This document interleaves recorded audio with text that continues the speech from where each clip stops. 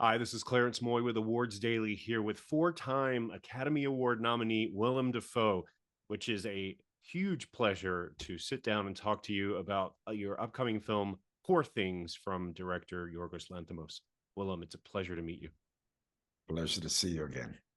So I have to ask, I know that Emma Stone and Yorgos Lanthimos reached out to you and brought this project to you and said, this is something that we want to engage you in. What was it about their pitch to you that said, yes, I'm on board with this? Well, I was a fan of both of them. And then they say, you play a surgeon. It's set in this this invented Victorian era. And then I read the script.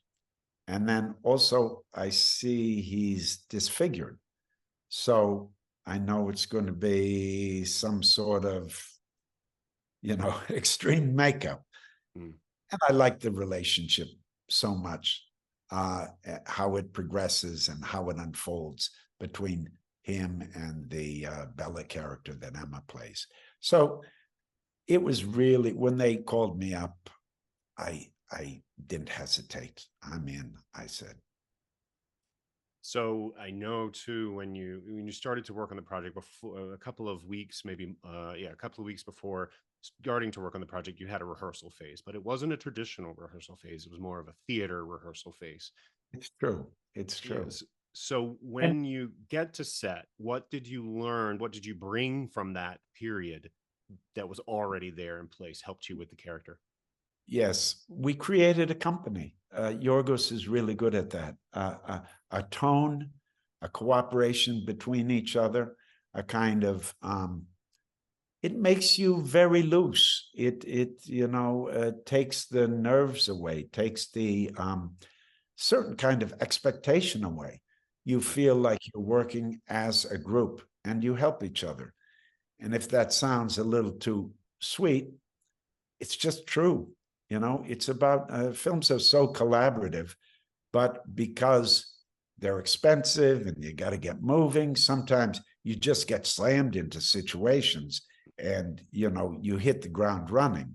Now, this wasn't a big fat period. It wasn't a huge extravagance, but it was a couple of weeks of working with each other, getting to know each other and really starting to learn what you expect from each other. And also it helped us dial in to Yorgos's sensibility and a kind of call and response.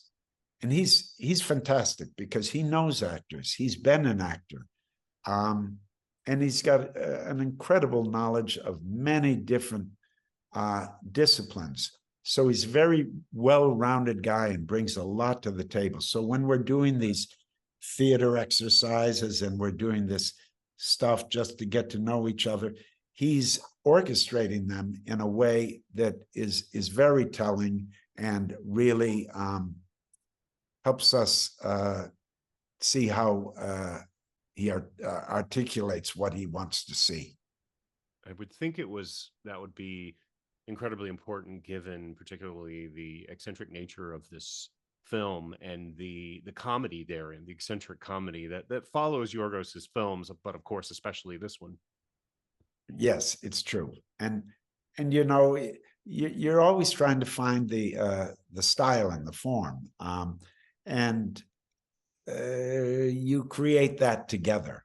And you also, because there are a lot of comic elements in it, we also you need a playful tone. You don't want it to be too heavy, and you don't want it to be too pointed too. So you've got to have a certain lightness, lightness on your feet. You talked about the character of Dr. Baxter having disfigurement, was being disfigured, and of course that requires prosthetics. I'm not going to ask you about what it's like to sit in the chair for 6 hours. I know you've Thank asked. you. I Thank know you. you've been asked that question 1,000 No, times, it's but You know, it's an actor's fault because we think people are interested in that, but they really shouldn't be thinking about that when they're watching the movie. But one thing that, of course, I saw the film at Telluride, and I'm so sorry. Obviously there was the strike going on, so you weren't able to attend. The team wasn't able to attend, but love the film. But one thing is, I was finishing and I was thinking about your performance. It struck me that, how do you as an actor sort of modulate your performance to make sure that it does come through, that the subtle choices that you make aren't obliterated by heavy prosthetics? Not that this is, such a this is not Green Goblin, of course, but there's a lot there. And do you have to make specific choices to make sure that things get across as you're performing? You know, the funny thing is, this idea of choice, I feel like I don't know that I make choices. Hmm. Um, Obviously, I do, but I concentrate more on doing actions in a way that makes sense to me, and then also bouncing off other people, and also the whole world hands me those choices. Mhm. Because to make a choice means you're trying to craft something to convey. And I'm not trying to convey anything. I'm trying to be the thing itself. Mm. That's what I'm trying to do. I'm trying to be in that world. And how to be in that world is by relating to the things that we've decided I'm going to say, because it's elevated language. It's not something that we're improvising. So it is already crafted. It's about how you come to that and how you inhabit those actions and how you react in those relationships. So I'm not making choices, and I'm not thinking about my face. That's done. Once I get out of the makeup chair, I've seen myself recede and seen what's presented to the world, this Godwin Baxter character. And it really helps you to say, okay, that's who we are now. And you kind of leave yourself back in the trailer and hang out on the set and then have an adventure. And plus, you step on these fantastic sets, and you're in a totally different world. They're fantastic. The world was so complete. I would wander on the set, and you'd go to a bookcase and you'd open up a book and you'd open up, and there was actually content that Wow. we would probably never see in the movie. But the art department had made, surgical drawings and things in case we did reach for that book, or in case it was part of the fun of articulating and making the world. It was a beautiful setup. Or there was one room where a crazy design was kind of like a tufted pillow. It was very soft. So how you walked, it told you how to walk. It made you walk a certain way. That's not a choice. That's the design working on you. Hmm. So, talking about, I want to dive into the character of Dr. Baxter a little bit. Okay. He's a Okay. scientist, but he's also Yeah. a father. He has created a child. Yes. You know, so often in terms of science, you have to strip the emotion out of what you do. So doctors, they can't get emotionally involved. We hear that time and time again. But this is a doctor who has created, brought someone back to life, created his own child. How do you negotiate that within the character of Dr. Baxter, that sort of emotion versus science? I think he comes to love his creation. And it's beyond paternal love. But he also is conflicted about it because it makes him suffer. And he knows that he can't hold on to her. And that's part of the bittersweet tension of their relationship, that ultimately he chooses the higher love. Initially, he tries to hold on to her, but realizes to let her be, he has to let her go. And that's for me, that's beautifully expressed in the story, not in a maudlin or pointed way. It's very natural. And then also, because he's been experimented on his father, somewhere he has to believe that science is the ultimate goal, and progress very much in the Victorian frame of mind. You have to go forward to make these discoveries. perhaps at the expense of your comfort or your emotion. Emotions, he even says he's made a problem with, he's made a mistake with Bella. He got too involved. Mm. But that's the human part of him. And that, when it's coupled with his kind of tragic history, his relationship with being basically a guinea pig of his father, it's interesting to see how he negotiates that, because he tries to spin that into a positive thing. Right. You know, it's very interesting too that he goes and tries to replicate this experience. He lets Bella go, as you say. You know, you love something enough, you let them go, and that's the ultimate act of love. And but he tries to recreate that experience with Felicity, played by Margaret Qualley, to different results, right? So Very different results. so you know, is it that it's the love aspect, or is it the need to be a parent and kind of correct the mistakes of the past, correct the relationship that had happened between him and his father? um, I don't know.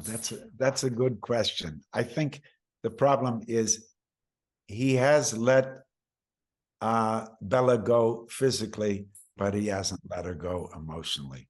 Right. And he's very hurt. You know, he goes on a drinking binge, and he starts to get sloppy and starts to, you know, sniff a little bit too much of the ether from the goat experiment and that sort of thing. He's a person in pain. He misses her. So when Felicity comes, not only does he not make that leap um, to become attached to her, I think he's missing Bella. Absolutely. And but there is something awry there in that relationship with Felicity, because she doesn't progress in the same manner that Bella Yes, does. yeah, it's true. But that's like a beautiful sense. You know, it's like a first love, and then he tries to uh, re-experience that, and it's just not going to work. Right. I think that's kind of the joke, and expressed beautifully in Margaret's performance, because she's not quite as on top of it as old Bella. No, not at all. Um, Dr. Baxter is also, you know, this is obviously an allegory of the original Frankenstein myth, right? So Dr. Baxter is an archetype or a version of a mad scientist, but you don't play him in a traditional mad scientist way. Is that a conscious decision?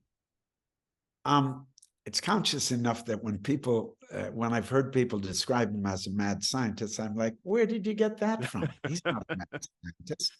There's nothing mad about him. He's certainly eccentric, but he's very disciplined. He's very dedicated to his work. And he's living maybe in a crazy age, and he's living with an intense engagement of his scientific work, but he's not, bonkers mad scientist. Right. It's a fine line between genius and insanity. There we go. There we go. It's uh, true. So, last question for you. What Okay. out of the many fantastic scenes that you had, what was your favorite to film? What was your favorite moment to kind of work through and capture? Oh God, I like the scenes where I have fun actions to do, like the cutting or some of the little operating scenes. Um, but I had good partners, but there's something very touching about the ending scenes with Bella when she comes back, and the final scene. While it's wildly simple, even as I watch it, I'm moved at least by the complexity of their relationship. It is an incredibly touching way to end the film, for her to carry on the memory of her father. So it's a great film, great performance, and congratulations for that. Great. Thanks so much. Thank you so much, Willem. Take care. Yeah, good seeing you again. Ciao. Bye-bye.